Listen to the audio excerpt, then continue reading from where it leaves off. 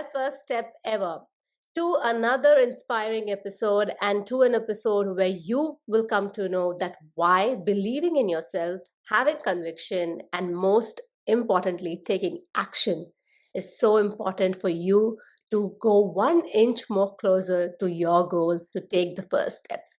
Now, on this podcast, we have had amazing people from all across the globe, and what has remained, I think, common one thing is that they have believed in themselves. They have created a version, a definition of success that looks like the best for them, that suits them, and that makes them feel content and happy. So, we are here to dive into a really amazing guest speaker's journey today, all the way from the USA. So, I'm going to welcome him, Ryan Gottfredson, on my first step ever. Ryan, welcome on my first step ever. Yeah, thanks for having me. Thanks for creating such a great podcast. And I feel honored. I mean, I've listened to some of your shows and you've had some great guests that have really accomplished some really amazing things. So it's an honor to be here. And today we are going to be adding a feather in the cap with you. So thank you so much for being here as well. I'm going to give a sneak peek about you to our listeners who are watching us and listening us today. So my guest, Dr. Ryan, is a Wall Street Journal and the USA Today best-selling author, one of the world's leading authorities on vertical leadership development. Now, if you're clueless about it, amazing. You're the right place because now you're going to hear it from the very best in the world, I would say. He's worked with the top teams of CVS Health and Telecom, Experian, Kaiser Permanente, and even the Federal Reserve Bank, helping leaders transform not just what they do, but who they are being. So, before we get to know that how one can really transform themselves and become the best version of themselves and understand a little bit more about the why traditional leadership development often falls short and get into Ryan's areas of expertise, I think it's really interesting to understand that how did Ryan become the person he is today, how his mind works, and why does he think the way he thinks. So please join me in welcoming Ryan on this podcast once again. And if you have not hit that subscribe and like button, please do that because now we're going to get into the interesting bits of this conversation. So, Ryan, my first question to you, and I love asking this question, is please take us through your early childhood days. Where were you born, and what was the mindset of the people that you were surrounded with? Yeah, great question. I love mindsets. That's become one of my passions, partly because I've learned, as I've now learned and been able to sit with my upbringing, is I didn't necessarily have the best environment for the most optimal mindsets. And here's one of the things that I've learned is that the wiring that we need to survive our childhood is not the same wiring we need to thrive as adults, as employees, as leaders, as parents, as spouses, etc. And so I've kind of been on my own personal journey, much like all of your other guests, almost about rewiring ourselves. So let me just kind of give you a sense of my background.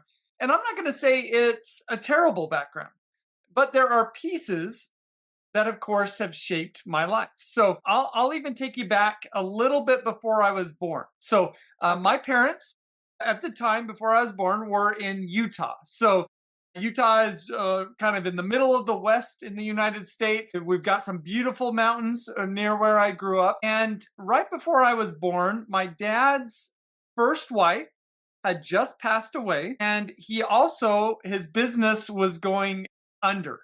It was during the early 1980s. There was a big economic downturn here in the United States. And he was kind of in the process of losing his business. And shortly after losing his wife, he met my mom and they got married rather quickly. And my dad really struggled to integrate this new woman into his family that had 3 teenage children. And then shortly thereafter, I'm born. Okay, so this is a fairly chaotic environment when I step into the world. Nothing terrible, but there's some difficult things that are going on. And during this time, my dad decided to fully let go of his business and took a stable civic job with one of the larger cities in northern Utah. And this job was good because it provided stability for the family, but it really lacked in any sort of ability to improve his position and also his pay for the rest of his career. And so I grew up in this environment where we always had what we needed, but we could never really afford what we wanted. And I'm not going to say that's a bad thing, but here's what I've now learned about my upbringing is that my dad and also my mom, they had what might be termed a deficit mindset. And a deficit, when we have a deficit mindset, it's when we believe that kind of our pie, we think about a financial pie, our wellness pie, our health pie, it's fixed. And so particularly when it comes to wealth, our job is to try to capture and save as much of that pie as possible. Well, that's different. Well, I'll say this. So, how that impacted me growing up is my dad, at a very early age, kind of taught me you should never be an entrepreneur and you should never go into debt. And so that was kind of my mentality as I went into adulthood. In fact, I graduated with a PhD without ever going into debt. And I never wanted to be an entrepreneur. And so this was kind of my mindset. I kind of adapted this deficit mindset, and while I would say there's some benefits, some short term benefits that could come from that, later in my life, I kind of learned there's some limitations to this that really held me back. But that's a bit of kind of a part of my upbringing and part of how my family's experience shaped my mindsets going into adulthood. Wow, I mean, we straight dived into the mindset, how you grew up and what was kind of really capturing your heart and mind at that point in time. Definitely, I think when we are growing up, the kind of environment that we are in that shapes us, as we say, for the rest of our life. But we clearly see in your experience and your journey that you have made those changes and that shifts, which we are going to touch upon later on. I do want to kind of, come back to the time when you were a teenager, when you were growing up, because that is a time when we start thinking on our own. We want to question things. When you look back at yourself, what do you think of yourself? What? Yeah, I didn't have any sort of big, I don't know, mental conflicts that were going on within my upbringing. But what I did know and what I did realize is that there's a world that's bigger than what I had. And I was pretty excited about trying to figure out how to kind of go beyond my upbringing, if you will. And I would say this really started to ignite my senior year in high school. I took a class that I think ultimately kind of shaped the trajectory of my career. And it's a class that I don't think is offered in very many high schools. And the class was sports psychology. So I grew up playing sports and I was really interested in the sports psychology class thinking, oh, this is a class that's going to really help me be a better performing athlete.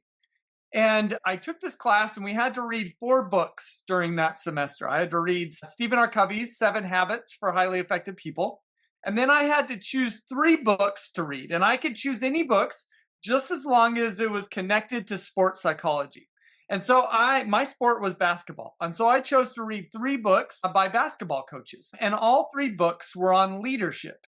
And I remember reading these books and just soaking them up. And I remember thinking as a senior in high school, if I could write books like this for a career, that would be my dream job. And I had no clue how to do that, but that was the thought that occurred to me. And so fast forward a few years later, and I was living in Boston, Massachusetts, and I met a Harvard Business School professor, and I asked him, what do you teach? And he said, organizational behavior. And I said, what's that? And I don't remember his answer, but I remember the thought that occurred in my head, which the thought was, this sounds like sports psychology, but for business. And I found what I want to study in at college. And so that's what I did. So I then finished my bachelor's degree in management, and then I went on to get my PhD in organizational behavior so I could research, teach, and write about leadership. So that's what I am up to today.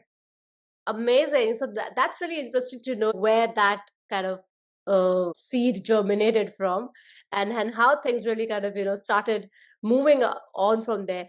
I believe, like, when we come across things that we really resonate with or we relate with, we want to kind of know a little bit more about that. We want to kind of directly dive into that, meet the people who know more about it, and slowly and steadily understand that where it can lead. So did you ever have that doubt in your head, the fear to move forward with that, although like you were enjoying it and you knew this is what is interests you and this is where you want to move forward, but was there a fear crippling in around that point in time as well? Yeah, so there was an inflection point that came a little bit later. And and so I would always say that I was a hard worker. I mean, I got a PhD. I graduated with that PhD. I took a job at where I'm currently at Cal State Fullerton as a professor, where I teach and do research on leadership. And I'm in this job about I'm 2 years into this job. And I'm thinking, I don't know if I could teach these same classes for the next 30 years. And so this is when I started to feel stuck, right? I felt like I had kind of been on this train and the train was going well. And now I'm feeling stuck. So I got a job offer to do some consulting for a company called Gallup. They do employee engagement consulting. And I was thinking, I think I want to try this out. So I took a leave of absence from my university and I took this job at Gallup to do some consulting. And to back up, I think my deficit mindset actually steered me in the direction of being a professor to begin with, right? Because it was stable, it was secure, right? There's tenure built into the process. I can't get fired unless I do something drastically bad. So I think in many ways I chose to become a professor because it was safe, stable, and secure. But I hit this point, as I mentioned, where I'm feeling I don't know if I could do this for the next 30 years of my life. So I took this consulting job and I'm into this job and I took a certain position. It was called a research lead, was the name of the job that I took. But as I got into the position, I actually didn't have any opportunities to lead any research. And so I was growing increasingly frustrated in this role. And over the course of about 10 months, I kind of been complaining to my manager, like, I want to lead some research projects. And I was never given that opportunity. And so one day I'm on the phone complaining to my manager saying, hey, I want some opportunities here to do some research. And she said, hey, Ryan, this clearly isn't working out. I'm going to have to let you go. And I got Okay. fired. I never thought I would get fired. And so like as I'm sitting there on the phone with her, I just am getting fired. I've had this waterfall of shame coming over me thinking I've let my family down. You know, what am I going to say to my wife and my kids? And where am I going to go from here, right? And I was feeling just lost. And this ultimately ended up being a huge inflection point on my life. I I had to kind of figure out how to regroup. And what I decided to do is go back to Cal State Fullerton. But I just knew if I was going to make a career at Cal State Fullerton, I needed to approach it differently. And I wasn't sure how, I just knew I needed to do that. And so I decided to start up my research back up. So prior to me doing this, I was doing research on what I'm going to call the being side of leadership. So Mhm. most leadership research focuses on what leaders need to do to be effective. And that's good and it's led to some good answers. But to me, it's short sighted because leadership is more than just doing a certain thing, it's about being a certain type of person. So when I first took the job at Cal State Fullerton, I started to do research on the being of leadership. So I get fired and I start that research back up. And as I'm starting it back up, I stumble across a concept that I wasn't very familiar with, but it intrigued me. And the concept was mindsets. And so I decided I got fired from Gallup in June, and I wasn't starting back up at Cal State Fullerton until September. So I had Okay. about 3 months where I just said, I'm going to dive in as deeply as I can to the mindset literature. And what I find is that mindsets have been studied for the last 40 years across psychology, management, education, and psychology. So, and what I found is that there's really kind of four different sets of mindsets that have been studied across these disciplines. And I kind of pull them together into a framework. And as I'm learning about these, I'm also starting to evaluate the quality of my mindsets. You see, these four sets of mindsets, they range on a continuum from being wired for self-protection to being wired for value creation. And as I am learning about these mindsets, I'm coming to the realization that while I think that my mindsets are good, they are actually very self protective. And this was a huge, like, light bulb moment for me because it allowed me to better process why I got fired. Now, I don't know, Mm, Ashani, if you've ever been in this position, but when I got fired, what was so frustrating about it was because I knew I had the knowledge and skills to be successful, yet I wasn't. And I didn't have an explanation for why. But mhm, now I had that explanation. Is I wasn't successful, even though I had the knowledge and skills to be successful. It was because I didn't have the mindsets to be successful. It was mhm. part of it was my deficit mindset was a piece that kept holding me back. And so it wasn't until I started learning about mindsets, awakening to my mindsets, that I then started to do the work to transform my mindsets. And ultimately, it's been a life changing experience. And the things that I learned from doing that mindset research is what culminated in my first book, which is called Success Mindsets. That's incredible. I think from what you have shared with us so far, your trajectory seems so interesting. And when I say that, we set the context at the very beginning that you had a mindset where you told yourself that you don't need to be an entrepreneur, you don't need to have a debt, and you had a PhD, you spent so much time kind of really working on something, and now you're there looking for a job. And then you were in job for quite a number of years, and then you realize that it's not going to work out for the rest of your life.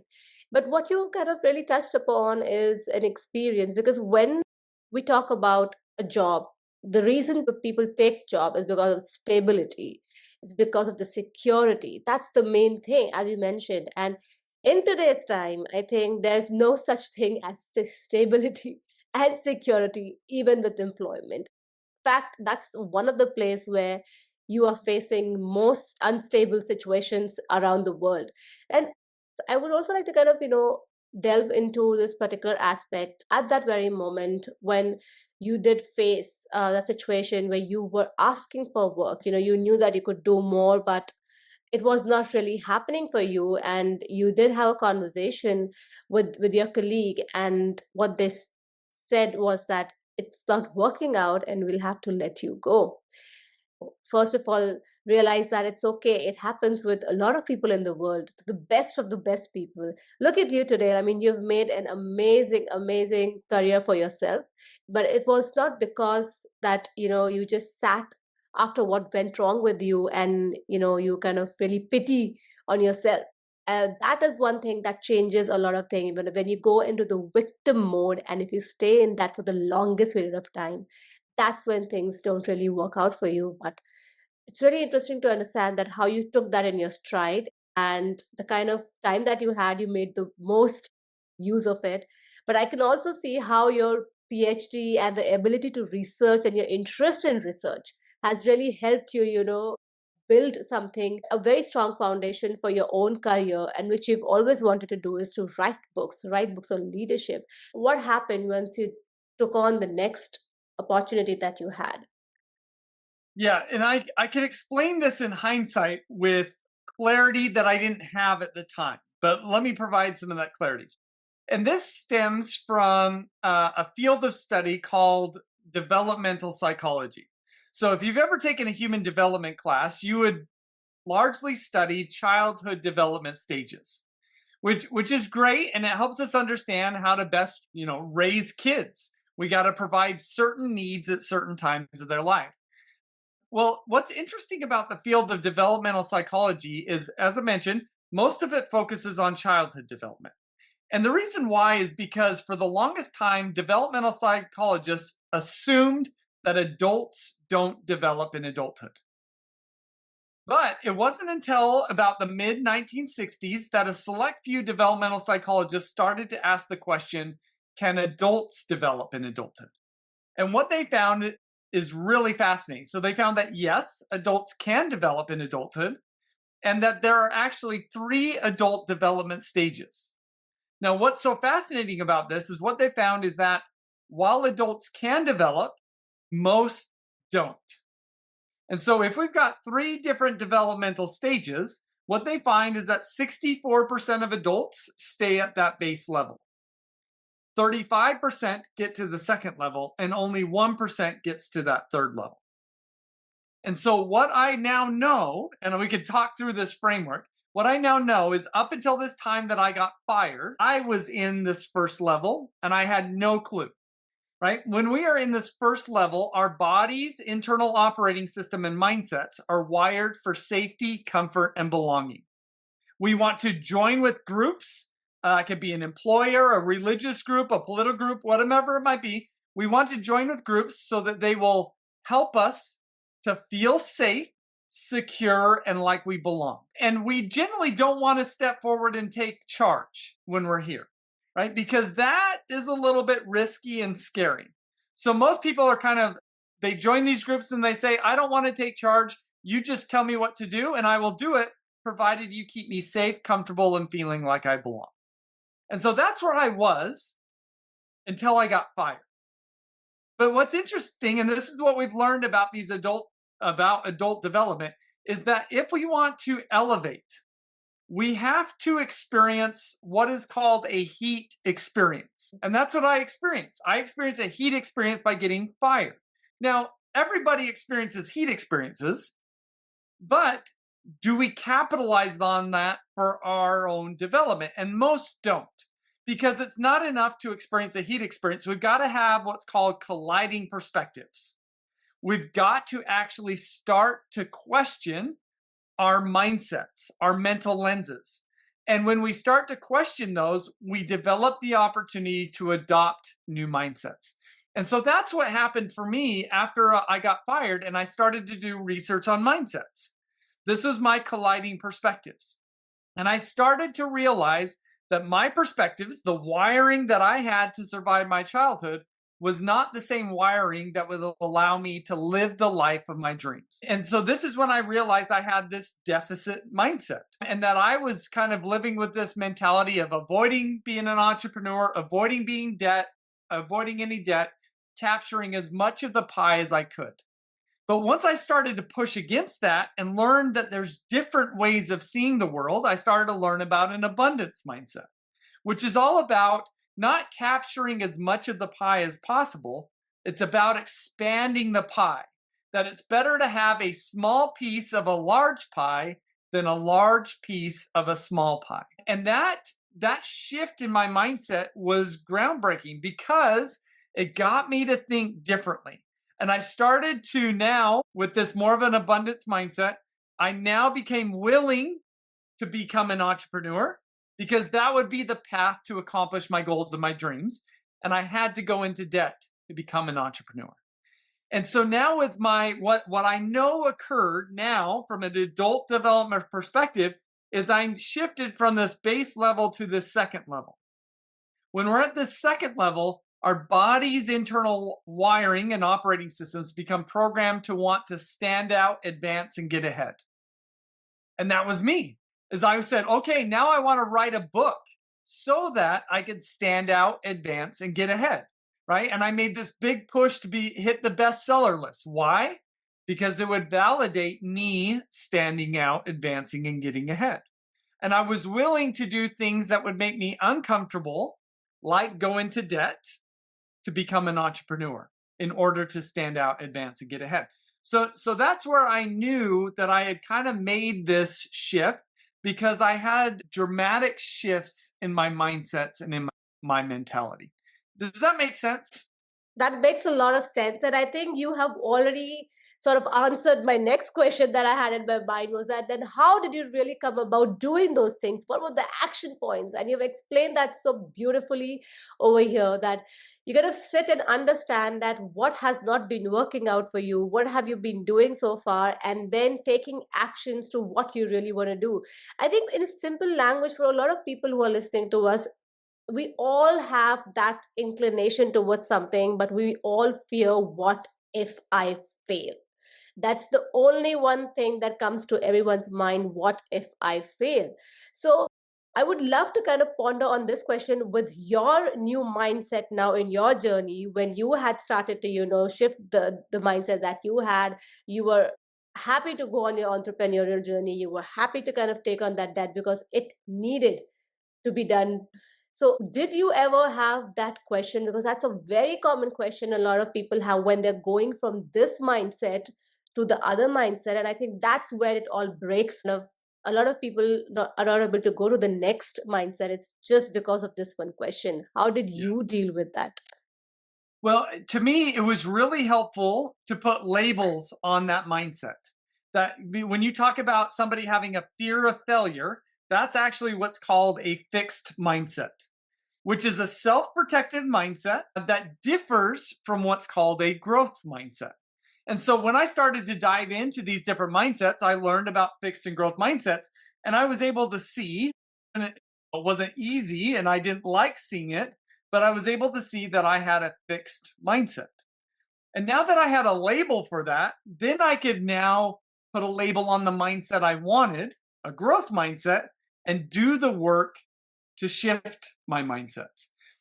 I've developed a free mindset assessment on my website, ryangottfredson.com. So if you want to go to my website, go take that assessment. It'll give you a report of the quality of your mindsets, Amazing. including from fixed to growth mindsets. If we had 100 leaders in the room and we asked them, do any of you have a fixed mindset? Do you think any would raise their hands? No. Every single leader that I've met believes that they have a growth mindset, but it's not the case. And so that suggests that for many people, and this was me before I learned about mindsets, most of us don't have the depth of self awareness where we know the quality of our mindsets. And if we never know the quality of our mindsets, I don't think we're ever going to be motivated to do something about our mindsets. And so there's a lot of power in putting language and labels to our mindsets. That makes a lot of sense to me. And I think a lot of people who are listening to us or watching us today. My next question before we move on and sort of really understand the frameworks that you're talking about, because since you have put in so much of hard work, we would love to kind of hear from the horse's mouth, what it's all about. But I do want to ask this one question to you. The first thing is that you have to accept that you did not have certain kind of a thought process which can help you then achieve what you want to, but you're not doing it. How was that, sort of a feeling to kind of understand, oh, maybe I did not have these skills, or maybe I wasn't aware of these skills, but now I have to build on these skills? Because for a lot of us, what we again label ourselves as, oh, we are failures, we have failed in this, we did not know about this, and then we start also blaming a lot of other things, our situations, people. But for you, how did you deal with this situation when you realized that no, I did not come with a mindset that can help me achieve what I want, and now I have to make those changes, and making those changes, building new habits, building new systems at that point in time when we are already, way in our adult life, it's very challenging. How can one really deal with that feeling, and how do you change that? So, one of the things that I have learned for myself and in working with others is that if we want to elevate ourselves and our mindsets, we need two things. One, we need to develop a clear destination for where we're headed and a clear why or purpose for why we're getting there. If we never develop those two things, our body will be content with playing it safe. Just doing whatever will keep us safe, comfortable, and feeling like we belong. The only way for us to elevate is we've got to connect to a destination and a why for getting there. And so that's what occurred for me, is on the kind of in the fallout of me getting fired, it forced me to ask the question, essentially, if I could write my life however I wanted it, how would I want to write it? And that got me dreaming about a future, about a destination that I wanted to get to, and then I did the work of connecting into the why. And when we can anchor ourselves in a destination and a why, now we become more focused on making progress towards that destination than we are about being safe. In fact, we start to become comfortable with doing things that don't feel safe in the short term in order to get us to the destination that we want in the long term. It's kind of like climbing a mountain, right? Yeah. Nobody's just going to wake up and climb a mountain. We have to set the intention to climb a mountain. Now, of course, we don't want to have bad things to happen when we climb the mountain. So we're going to take certain precautions, but we've got to set that intention to climb it, and we've got to have the why to get us there. And if we could do that, then it'll opens up the door for us elevating ourselves and our being. Amazing. Thank you so much, Ryan. I think so far we have understood from your journey and from what you have shared with us that how can one kind of go from this stage of having a deficit mindset to having an abundant mindset. And it is really interesting to know the clear steps that we can take, the actions, and it actually starts way before in our actions. It starts in our mind, as you're talking about, accepting things and having a clear destination, as you mentioned, to tiptoe our journey to the other side. And now we have reached other side in your journey. So there are a few questions I would love to understand as you enter your amazing entrepreneurial journey. The first part I would say, the question that I want to ask is that when you were actually doing what you now thought in the abundant mindset was to become an entrepreneur and to take the debt. So when you were in the process, what were you thinking and how were you feeling? Yeah, great question. And that's what I think this is what gets or prevents people from leveling up is it's scary. We have to do something. We have to step into the unknown, a place we have never been before. We have no record of whether or not it will be successful or not, but that's why the power of purpose is so important. Is because it's almost like I have to do this or I'm never going to be able to live with myself type mentality. And so that's where I was. And it was scary, super scary, but I knew I needed to take my shot. And this is a quote by Nace Nin. And she says, and the day came when the risk to remain tight in a bud was more painful than the risk it took to blossom. And that's exactly what we're talking about is it's nice to stay safe in a bud, and there's nothing really scary about doing that. Blossoming is always going to feel scary, but blossoming is also beautiful, and it's the way that we let our light shine. And so I kind of came to this place where it's I can't stay in a bud anymore because I've got a purpose that is bigger than who I am as a bud. And so I think that's where everybody needs to get to ultimately if they want to level up from that first level that we talked about to that second level. I realized that in life, whether you choose a path which others have picked for you, which, the normal norm goes that this is what you're supposed to do, this is stable, or this is what will get you to protected a good life. Uh, if there's another path which your heart is calling out for, it could be anything. It could also be working for an organization, working for a cause, or doing your own thing, being an entrepreneur. The calling could be anything, but that's your path.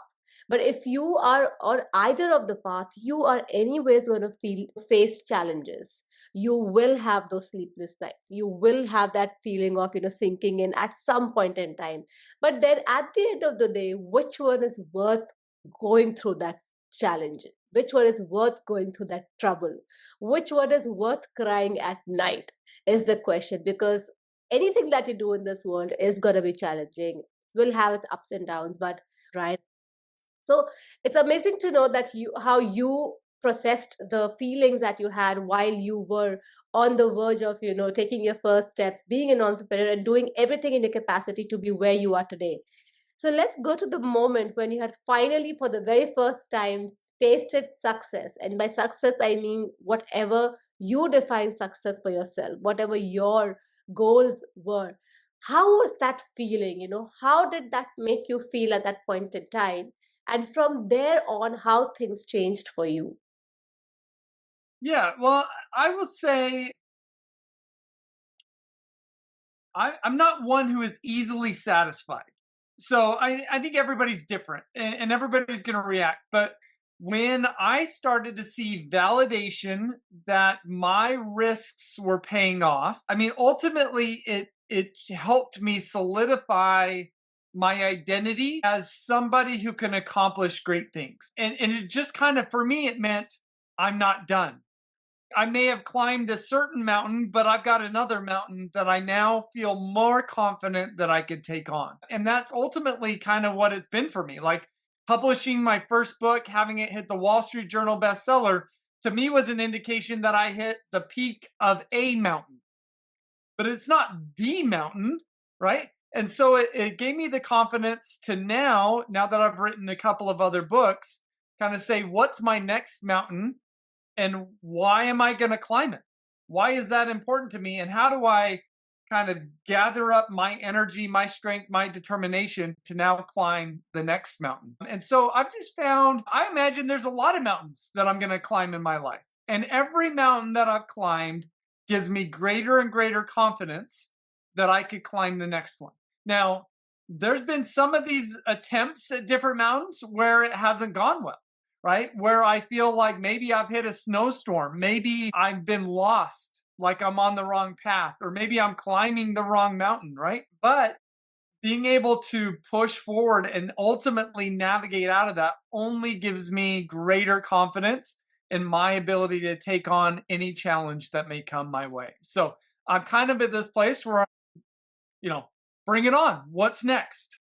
And I think this is a successful mindset that you have been able to achieve, that what's next, just bring it on. This is what I think, if one can have that sort of a feeling, that I am ready to kind of take it on, I'll see what happens, and I will be able to, make the most of whatever happens. If it goes well, well, amazing. That there's another validation. And if it doesn't go the way that I thought, probably I learned something new. And to be in that sort of a mindset, to have that kind of, a confidence every day when you wake up, you are, looking forward to something that interests you. I think that's such a good feeling to have. That also helps shapes the kind of person that you become, and the kind of relationships that you harbor. And and you, I think, definitely inspire, impact people in many ways that you don't kind of come to realize. So I it's been really amazing, Ryan, chatting with you through your journey, where you grew up, how things have kind of changed for you. Especially what I can derive from this is that you've really shown us that it really takes conscious effort and our own thought process and actions to change things for our betterment and for good. And kind of creating a life from being not satisfied with what you were doing, and always having that feeling that I'm meant for something better and I know that I can do it, but I haven't seen that happening. To now this side, that you have done a few things that you feel that you were good at and you have done it, and you still have that attitude of learning, keep moving on and keep going. So we love to kind of understand that you definitely are the bestseller, the first book that you have written, and that's a big win. If you could kind of tell us that one thing that from your understanding, that you felt that what could have really resonated with the people all across the globe, that they really cherish the book, your first book that you had written. Well, it's connected to everything that we talked about here. So this is based off of my personal experience, but it's also based on my experience doing research on personal transformation and then helping others to transform themselves. And it's just the basic idea, as we've been talking about, that mindsets are foundational to everything that we do. They shape how we think, how we learn, and how we behave. And what I find is that so often when people want to do better or even be better, they try to work harder. And what I've found is that just generally doesn't work. If we want to do better and be better, we've first got to focus on shifting our mindsets. Mhm. It isn't about hard work, it's about doing it from a better place, doing it from a better way of being, a better mindset. So let me, if it's okay, let me just go back to another piece of my journey that really helped out, right? So I I've come to learn that that shift that I made to ultimately take the leap to become an entrepreneur and to go into debt.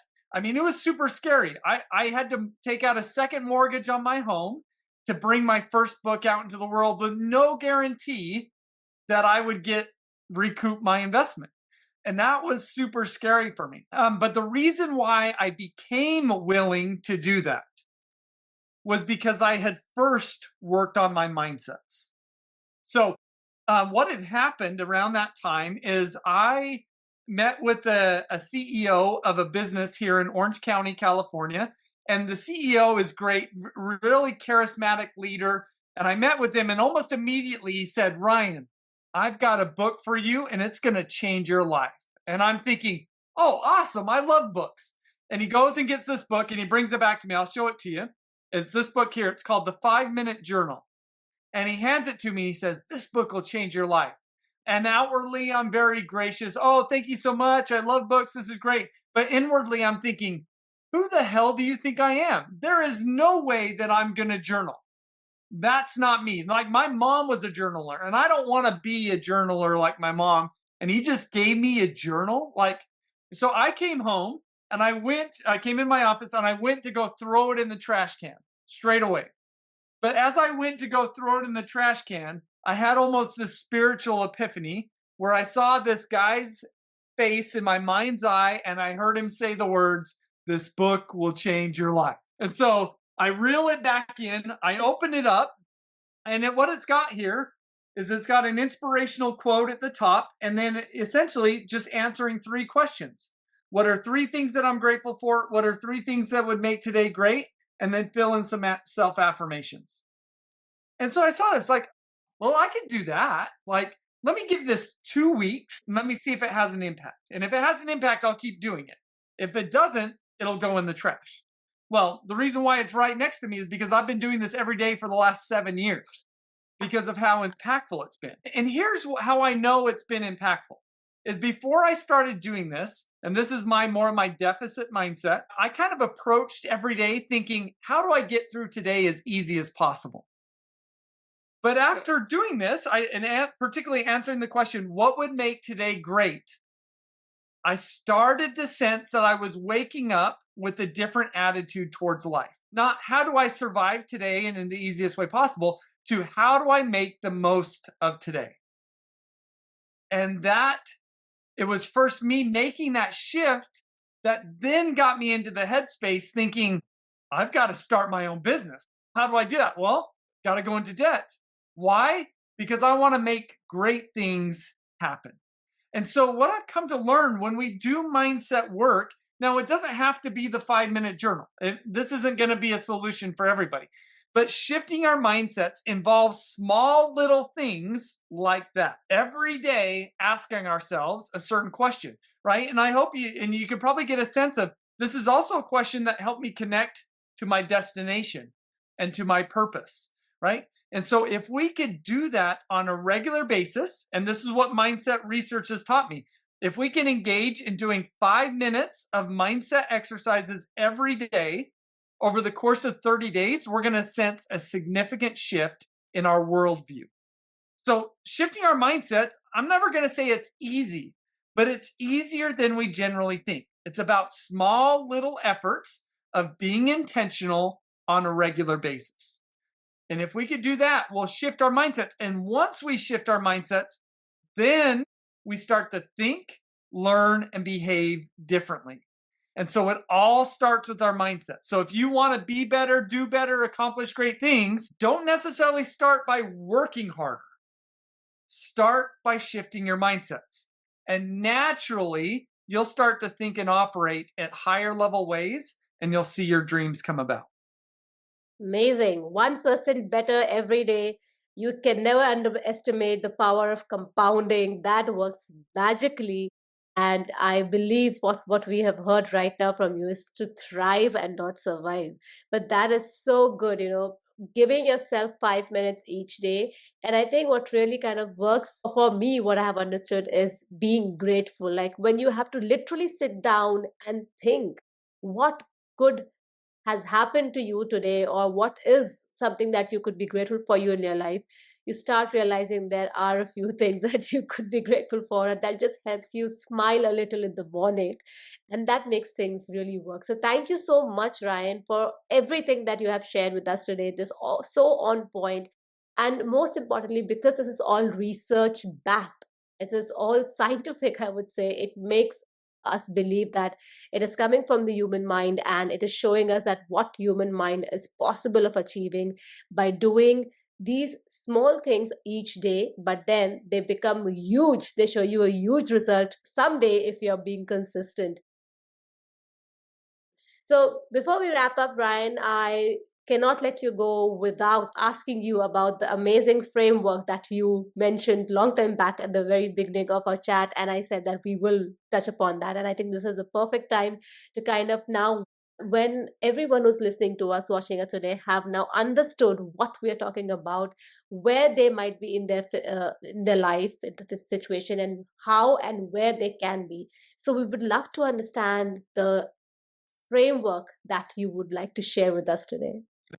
Yeah, well, we started talking about, I told you about the three levels, right? Yes. So at the first level, I call it Mind 1.0. This is when our body is programmed for safety, comfort, and belonging. Again, 64% of people operate here. The second level is what I call Mind 2.0. And we're going to sense a significant shift in our needs. Here, our needs are to stand out, advance, and get ahead. We're willing to be unsafe, uncomfortable, and not belong in order to stand out, advance, and get ahead. And part of the shift here is that we actually move from being a dependent thinker to being an independent thinker. And hopefully, as you're listening to this, you could sense that shift in me. But there's another step that we didn't really dive into, and so let me just comment on that, which is going up to the level that's called Mind 3.0. And here, our body isn't wired to stand in, and our body isn't wired to stand out. Our body is wired to contribute, add value, and lift others. And as we make this shift, we move from being an independent thinker to being an interdependent thinker. We become actually a more complex being. And so a lot of my journey that we've talked about has been making that shift from Mind 1.0 to Mind 2.0. We haven't talked a lot about, and I've still got a lot of development to do, but I've made some steps to get to that Mind 3.0 level, right? To me, I wrote my book, Success Mindsets, to stand out. I wrote my latest book, Becoming Better, to contribute to the world. It's coming from a different place. And it's actually come about by doing some deep work on myself. So doing this adult development work is what's actually called vertical development. Most people, we all know about horizontal development, which is about improving our knowledge and our skills. But vertical development is about upgrading our being. And so, what I've learned about vertical development, and this might be just a nice cap to everything we talked about. If we want to vertically develop, there's kind of three different layers of approaches. There's surface level, deeper level, and deepest level. So the surface level approaches are like what I talked about with the 5-minute journal. It's journaling exercises, meditation, gratitude journaling, you mentioned, yoga, cold plunging. These are surface level activities that help us refine our body's nervous system. And that's what's critical about vertical development. So that's that surface level. The deeper level is when we start doing the mindset work, when we start become aware of our body's programming, and then doing work to upgrade our programming. So that's the deeper level. At the deepest level, and it's this deepest level that really helped me shift more into that Mind 3.0 level. This is generally when we engage in a type of therapy that helps us do deep transformational work. Oftentimes, and for me, it was trauma therapy that I engaged in. So, diving into some of my childhood trauma, doing the work of healing from that. My wife has ADHD. She's engaged in what's called neurofeedback therapy to help her vertically develop. And then there's also research that's coming out related to psychedelic assisted therapy. So I talk about all of this in my new book, Becoming Better. But if we want to upgrade ourselves, hopefully what people have taken away from this is it takes a different developmental approach than what we're used to. It takes this vertical development approach to upgrade our being to become the people that we want to become. And I just hope this opens the door for more people stepping onto this vertical development path. Wow, this has blown my mind just to kind of listen to what you have just shared. It's such a great kind of information to kind of have, and also to understand that there's so much work that an individual can do, and that you have already gone through those steps. So I think for everyone who's listening to us right now, I know that you are smitten by what Ryan has shared right now. It has opened a new space in your brain for sure. You are wanting to kind of know more and kind of understand more about your own self, and that how you can make yourself better. I think one of the greatest takeaway for me has been that we are capable of developing even in our adulthood, and way, way better than what we could imagine. So that is such an empowering thought in itself, that we can change ourselves, we can rewire ourselves. So if you are interested to know more about everything that Ryan has shared today, I am going to leave the links in the show notes below of his website, of the books.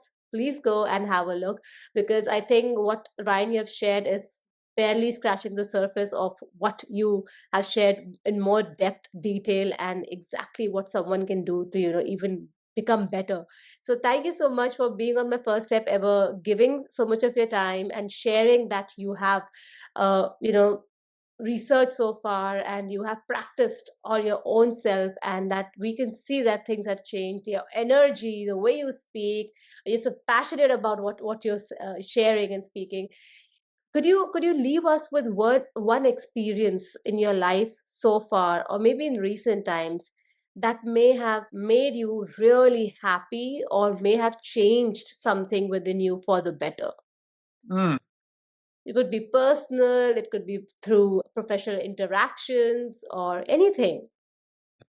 Yeah, well, I think one of the things that I've kind of learned is I've kind of got to a place where I try not to identify strongly with any particular idea, right? That doesn't mean that I can't own ideas, can't believe ideas. I surely do, but not identify with them, because when I identify with ideas, I learn that I resist the ideas of others that might contradict my idea. And ultimately, learning growth and development comes from stepping into ideas that may differ from my own perspective.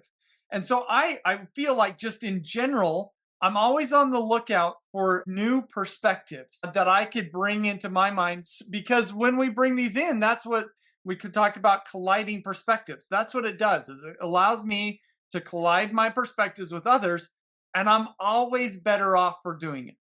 That I leave that kind of situation or that conversation or that dynamic thinking, I think, at a higher level. So I just hope, maybe just plant that seed, is not to identify too strongly with any given idea or perspective. That doesn't mean they're not valuable or not right, but if we could just open up our minds a little bit more, it allows us to continually reinvent ourselves. Love that. And that is so such a strong thought over there. And it also leans into the fact that we are always growing, and we are always learning, and to keep our mind open to learn and grow. So thank you so much, Ryan, finally, for being on this podcast, giving some of your nuggets of wisdom to us, everyone who's watching to you and listening to you today. I will, as I mentioned, leave the links in the show notes below, but it has been an honor, and I've definitely learned a few more things. It is morning in Adelaide, in Australia, and I think my day has started on a really good note. So thank you for that, for being on my first step ever. No, thanks for having me. Thanks for creating such a wonderful podcast and for the opportunity to be on. It means a lot.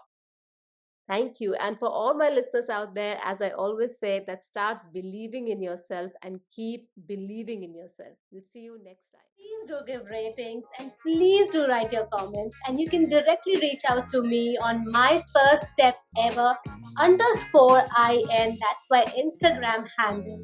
A little about myself. I have always loved performing on stage, acting, speaking, and just emoting myself. So I use these mediums different ways so that I can connect with people, help them, empower them, infotain them, which is to inform them and entertain them. If you would like to collaborate for any opportunities, more than welcome to connect with me on my Instagram handle. Thank you.